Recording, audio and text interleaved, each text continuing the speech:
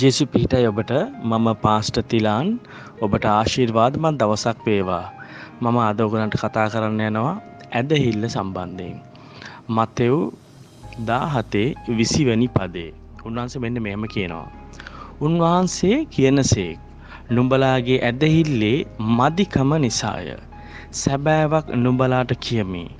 අප ඇටයක් පමණ ඇදහිල්ල නුඹලාට ඇත්නම් මම මේ කන්දට කතා කොට මෙතනින් අහක්ව එතනට යවයි කීවත් ඒක යන්නේය. 21 වෙනි පදේ කිසිවක් නුඹලාට බැරි නොවන්නේ යයි කීසේක. පොඩ්ඩක් බලන්න.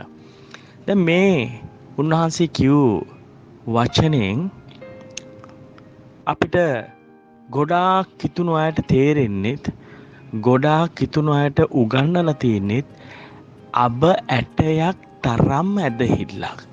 මේ අබ ඇටේ තමයි ගස්වල ඒ කියන්නේ මේ ධාන්‍ය ගස්වල අබ ඇවිල්ලා හර්බ්ස් අපි කියන එකට ඖෂධ ಜಾති ශාක ಜಾති කියලා කියනවා පැලෑටි වර්ග. ඉතින්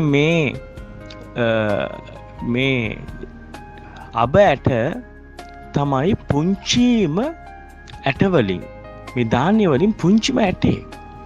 ඒ කියන්නේ ඒක හරි දූවිල්ලක් වගේ අබ ඇටයක් කරලක් පොඩි කරලා අතර ගත්තම ඩස්ට් එක වගේ කුඩු කුඩු වගේ ඇට වැටෙනවා අතට. අපි ඔය දකින අබ ඇට තරම් ඇටයක් නෙවෙයි. ඒක ඇඟිල්ල උඩ තියාගන්නේ අබ සයිස් එකක් නෙවෙයි. මේක ඇවිල්ලා ඉත පුංචි ඇටයක්. ඔගොල්ලෝ දකිනවා ඇති ඒ වගේ පොඩි අබ ඇට තියෙනවා. ඉතින් ඒ පොඩි අබ ඇටයක් තරම් ඇදහිල්ලක් කියලා තමයි අපේ ඔළුවලට අපේ මනසට උගන්වලා තියෙන්නේ. ඇත්තට ඒක නෙවෙයි ඒකේ තේරුම තියෙන්නේ. මේ පුංචි අබ ඇටේ බිම වැටුනම මේ අබ ඇටේ පැලවෙනවා.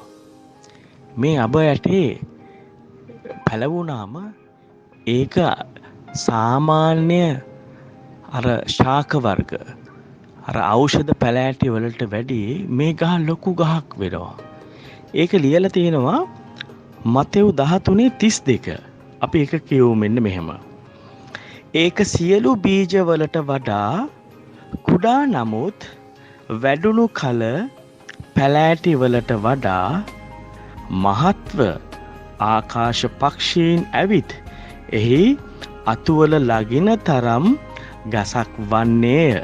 බලන්න මේ පදේම තේරුම තියෙනවා මේක බීජ වලට වැඩිය අර ශාක වල තියෙන සියලු ಜಾති බීජ වලට වැඩිය මේක කුඩාම බීජය වුණත් මේක පැලවුණාම අර සාමාන්‍ය පැලෑටි ශාක ඖෂධ ගස් වලට වැඩිය මේක ටිකක් ලොකු වෙන ගහක්.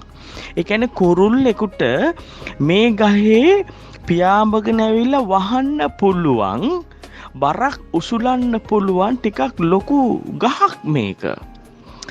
අර චූටි පැලෑටි තනකොළ జాතියල පැලෑටි පොඩි පොඩි ඔය ගස් චූටි තියෙනවා පැලෑටි ඒවල කුරුල්ලන්ට වහන්න බෑ. කුරුල්ලෙන්ට තියා සමනලෙකුටවත් සමහර වෙලාවට වහන්න බෑ.